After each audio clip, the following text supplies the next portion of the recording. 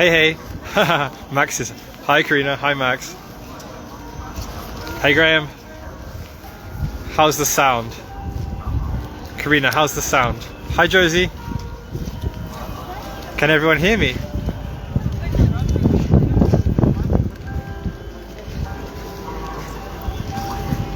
How's the sound, everybody? Hey, Graham.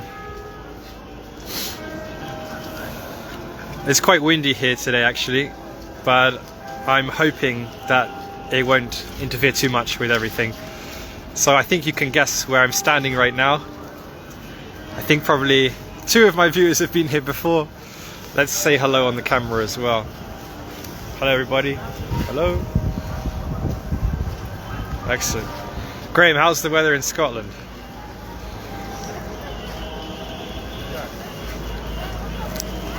Just waiting for a few more people to connect. Hopefully going to set a new locally record today. Maybe more than 10.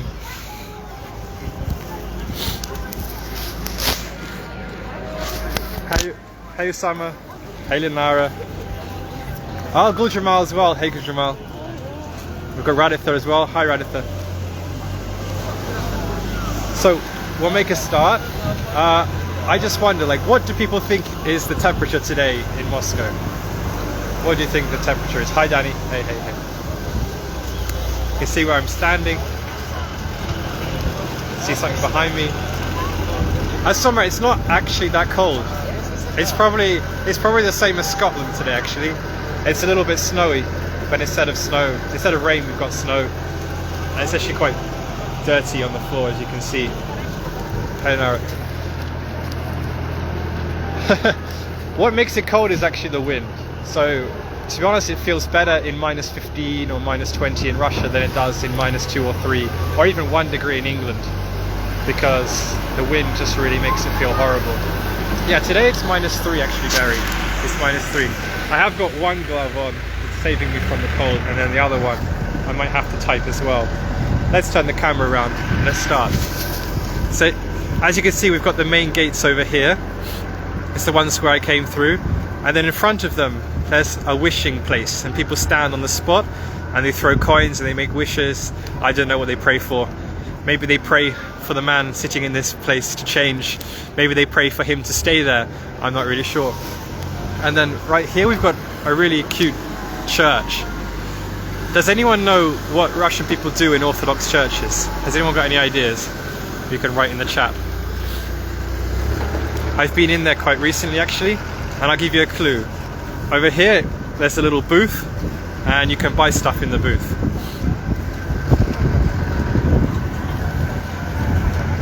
Well, you can go in there and you can light a candle, and you can pray for your loved ones. You can pray to the saints. They've got loads and loads of saints, and people do quite strange things in Russian churches. They go and kiss the icons. There's even in one church in Vladimir a body of a dead guy, and you can also go and kiss that too. Anyway, let's move around Red Square. Yeah, exactly. Yeah, Gujarat, they light candles in there. And I'll talk about a little bit why I moved to Russia. It's quite a strange place for many people, but for me it's quite normal living here actually. And I'd always been interested in languages, and it's probably quite windy now actually. I'd always been quite interested in languages, and I had quite a lot of friends when I was younger, and they were Russian, and I started learning the language. And when I was in Turkey, it was like the first time where I promised someone, I was 15 or 16, and I promised someone that I would learn the alphabet. I wrote it all down on a piece of paper, put it in my pocket, and then jumped in the swimming pool, and then all the ink ran. And I said to the person, don't worry, I'll learn Russian and I'll come and see you in Moscow one time and I'll speak to you in Russian. And that actually happened. When I was 18, I moved to Russia for the first time. I studied here for a year, and I found that person. His name was Igor, and I spoke to him in Russian. It was pretty cool. Let's continue on. And you'll probably see there's lots of police. Lots and lots of police. I might get stopped, so I've got with me something very handy which I recommend, which is documents. Yes, I've got a hippie man bag, but documents are very, very important. As you can see, there's some police here. If I get stopped, I'll show them my passport and everything will be fine. I don't know if anyone knows about Russian politics, but last weekend there were some more protests Well, historically they've been put down pretty brutally, but last weekend they decided to be quite nice with everybody, and it went past peacefully. But here tomorrow in Red Square, everything's going to be closed because there's going to be more protests, and it kind of happens every couple of years. The Russian people get annoyed, they stand up, they fight, and then unfortunately everything goes back to normal again. Berry, about Russian. Berry asks about Russian language. Yeah, Russian's pretty hard to learn, I'm not going to lie, but as Linara says, I speak Russian quite well. Yeah, it's difficult, but I think if you like languages and you have an interest in languages and you study hard, it's like any skill, you can learn it. I know quite a few people who speak Russian really well here, and it's awesome. Let's see. So, does anyone know what we're looking at in front of us at the moment? You can write in the chat. What are we looking at? Hi Nick, welcome. Hi Nikita, hello. What are we looking at, everybody? I'll give you a clue, someone's buried there. Yeah, Kremlin, Karina, exactly. Someone's buried in this place.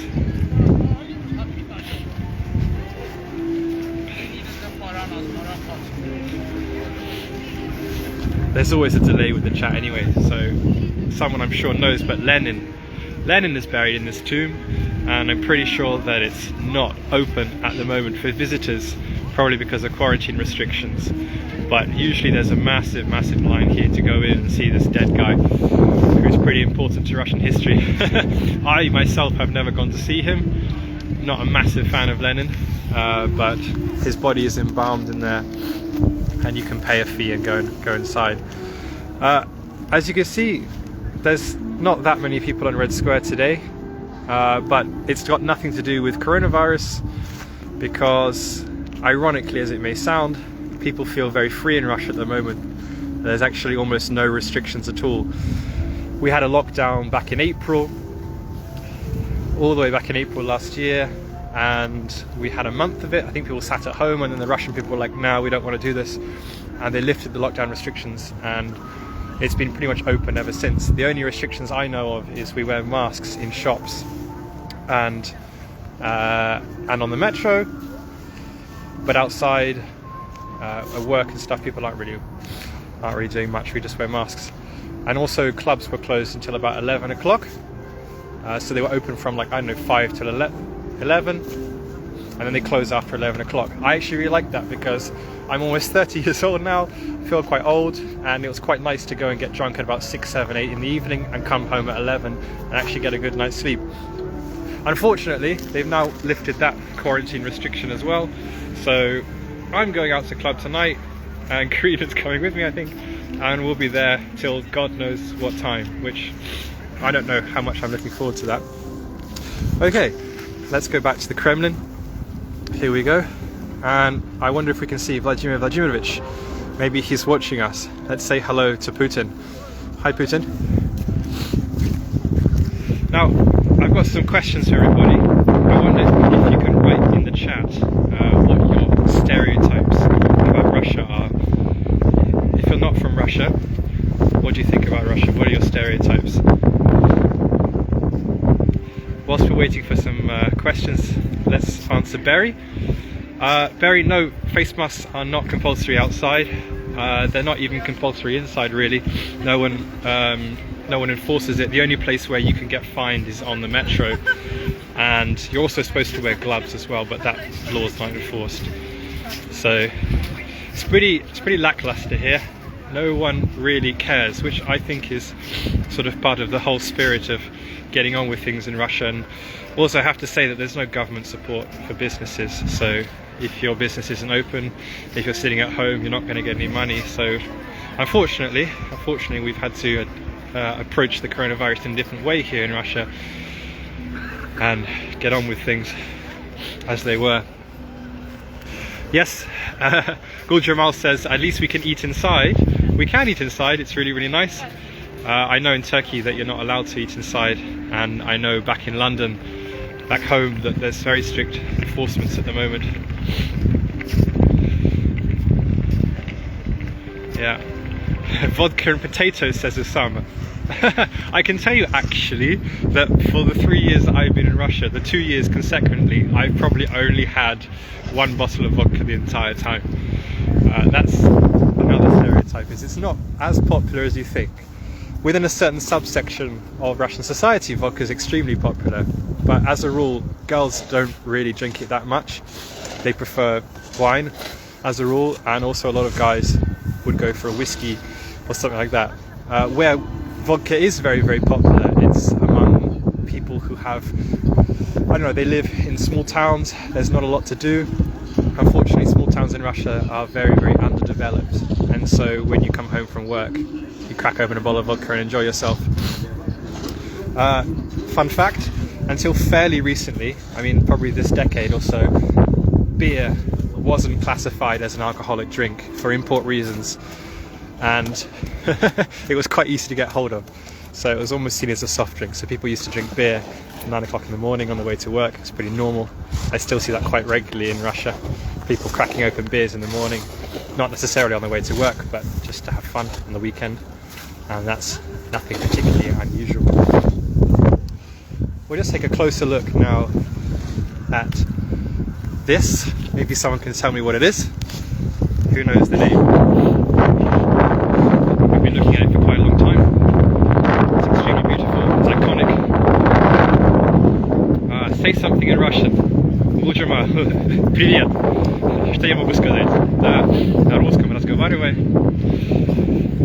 Могу что-то перевести, если что. Yeah, talking about Russian actually, most people in Moscow, like let alone the regions, don't really speak English. So it's quite important to get a little phrase book or do some research before coming here to work out your way on the metro. It can be very confusing at times. I'm not going to stand here and say it's really easy to get around on the metro, because if you don't know what you're looking for, it's quite difficult. There are obviously signposts in English, but they're not always the clearest. And funnily enough, there are like quite a few lines in the metro, I don't know, more than 10 at least. And the one that tourists take most doesn't have any like automated stations. So when you look at where you're going, you have to sort of guess and listen to the lady speaking in the cabin. And that's not the most helpful. But all the new metro lines, they all have little like red dots, and they show you where you're going and you know what station to get off at. So yeah, if you don't speak Russian, I would suggest coming here with someone who does, or getting a tour guide, or getting it locally. Why not? Get it locally. It's probably the best that you can do. Anyway, in front of us we've got St. Basil's Cathedral. There are some folklore tales about this, that when it was built, the architect had his eyes plucked out because Ivan Grozny, Ivan the Terrible, didn't want anyone else to create something as beautiful as this. Now, I think it's an old wives' tale. I'm not really sure to what extent it's true, but I think you can agree that it is very beautiful, and that if you were a jealous guy, maybe you wouldn't want someone to create something like that as well. Say hello to soldiers. There we go. I've got to say, if you like soldiers and you like police, you feel very, very safe in Moscow, because they're absolutely everywhere. And there are times when I actually like having them around, because you feel like there's someone to respond to your problems pretty quickly. I've never really had any particularly bad run-ins with the police. They're quite polite. The only time you have issues is if you go to protests, and protests in Russia have to be pre-sanctioned. You can't just rock up on protest, it has to be agreed. And yeah, if you go to unsanctioned protests, you can have problems with the police, but apart from that, pretty helpful, pretty nice, and there's lots of them. Now this big building is called GUM, and GUM is the biggest, I guess you could say, if you know England, like Harrods. It's like the biggest department store in Russia. It's extremely beautiful. It was built in Tsarist times, and I think we're going to have a look inside. Yeah, Guljamal says Christmas trees still here.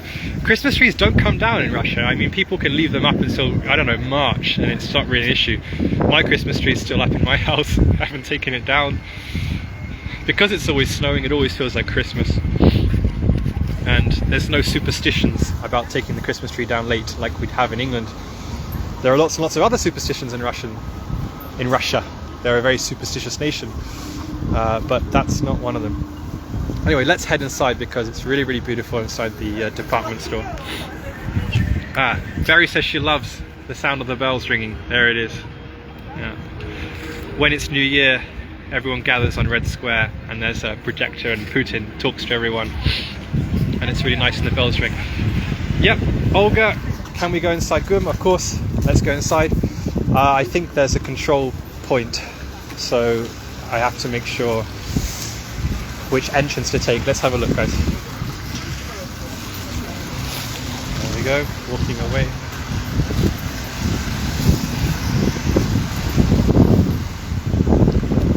Let's say hello.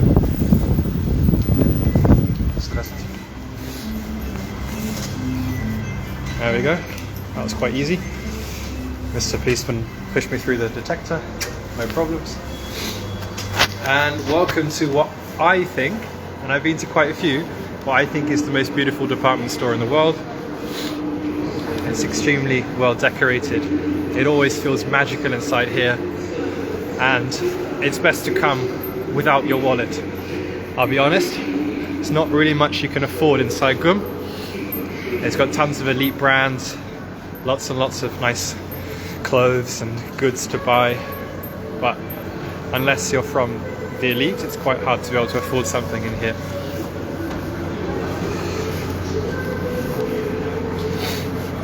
Here we've got a massive bauble, and we'll carry on and we'll go upstairs as well and we'll look down the foyer. Everything in GUM has rows, so we can see here we're on row 1.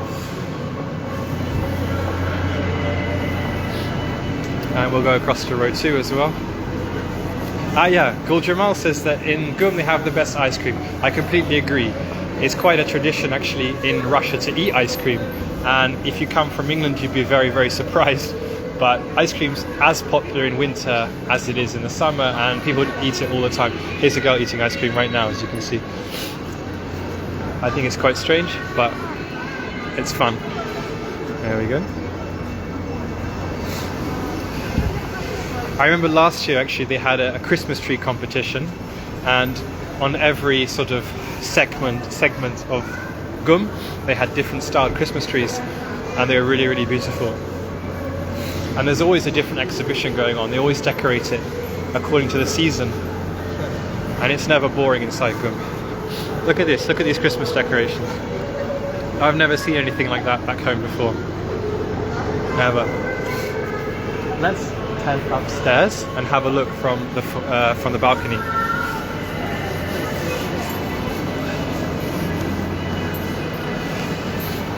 This is my first ever live stream. I've never walked around holding a camera in public in my life. It feels quite weird, but whatever.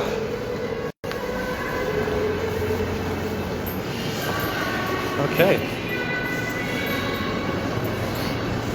As you can see, we're upstairs now. There's a couple more. There's one more floor. There's 3 floors in GUM, and I'm not entirely sure, but I think that the most premium brands are on the bottom floor, and then the more affordable things are on the 2nd and 3rd floors.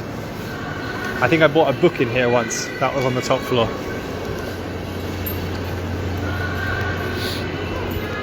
Anyway, if you've got any more questions, feel free to ask me. What's it like living in Russia? Are you thinking about moving here as an expat? I've got to say that if you do want to move here, you have to get something called a work visa. You have to get sponsored by your employer to get one, so you have to find a job. You then have to ask them nicely to fill out some paperwork for you. You then wait about a month, which is quite boring, and then if the government likes you, you'll get a visa.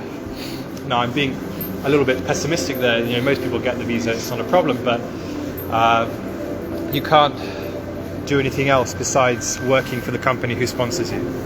So I'm working for a school here in English, but I'm also working for Localie, as you all know, and my visa says I'm a teacher, so I've got sponsored. If you ever want to live here as a permanent citizen, it's a bit of a crapshoot.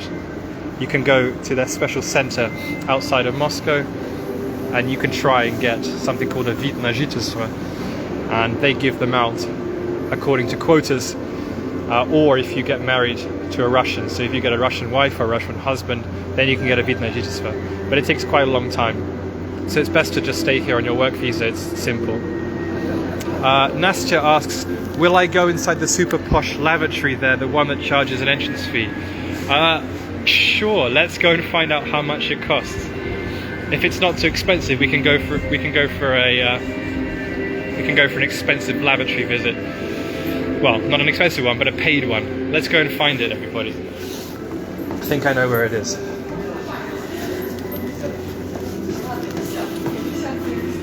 Any other questions? Who's been to Russia? Apart from the Russian people watching, of course.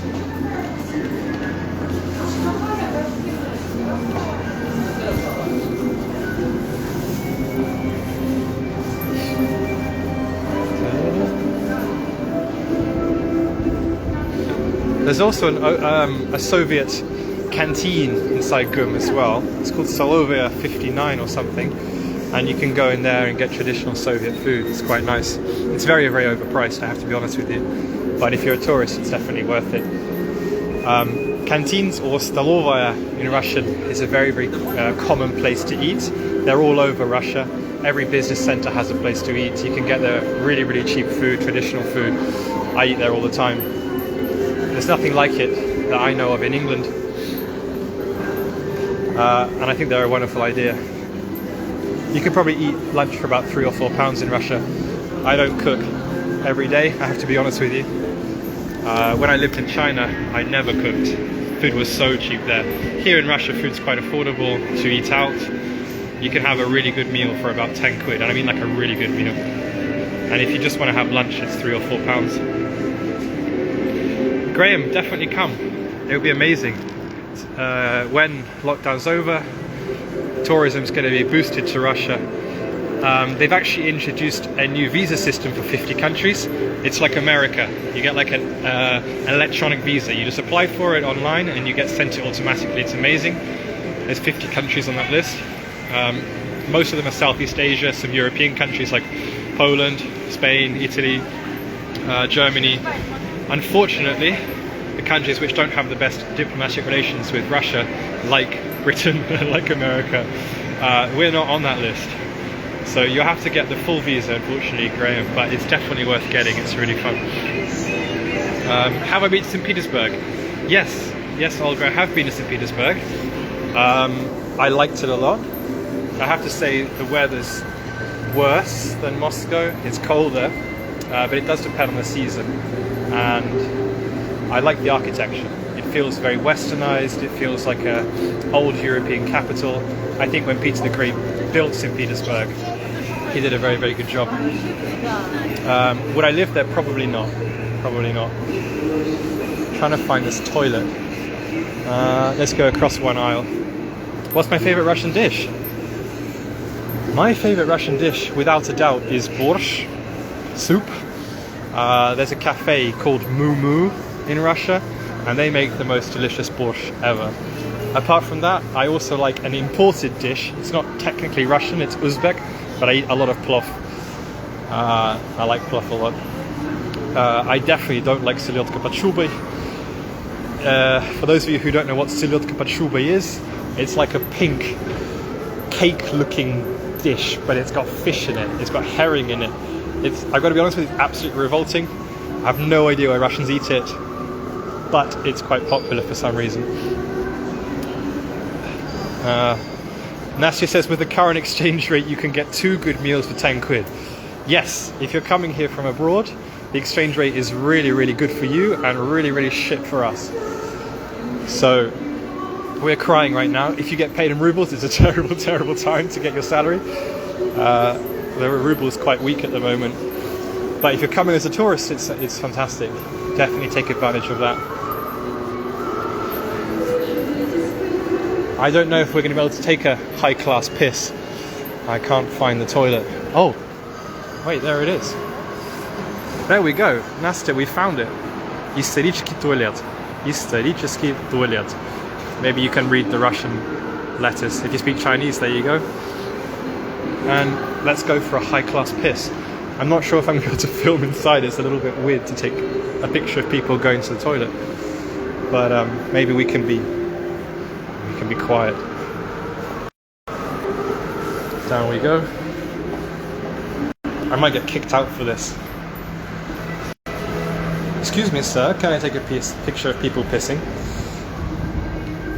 Let's ask the lady how much it costs. Здравствуйте. Зрители интересуются стоимостью туалета. 200 рублей. So you can come here inside and have a historical historical pee, or the other one, for 200 rubles. And you can meet this lovely lady as well. Как вас зовут? Ольга. Ольга очень обаятельная женщина. Она вам поможет. По-английски говорите, да? Нет? No, you see, she doesn't speak English, so that's what I was saying. Most people here don't speak English. But 200 rubles is about, right now, £2 or $2.20. Спасибо большое. Не будем снимать. There we go. Very friendly people.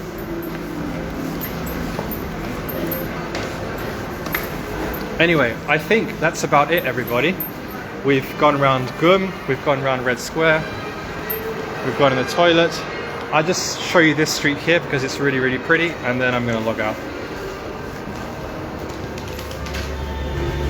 This street is called Nikolska, and at night time it's amazing because all of these lights come on and it feels like you're walking in a winter wonderland. We'll have to come back another time. Anyway, that's the end of my Moscow walk. Thank you very much for joining me. Come to Moscow, find a Localie, we'll show you around, and hopefully have a good time. Thanks for watching, everyone. Bye bye.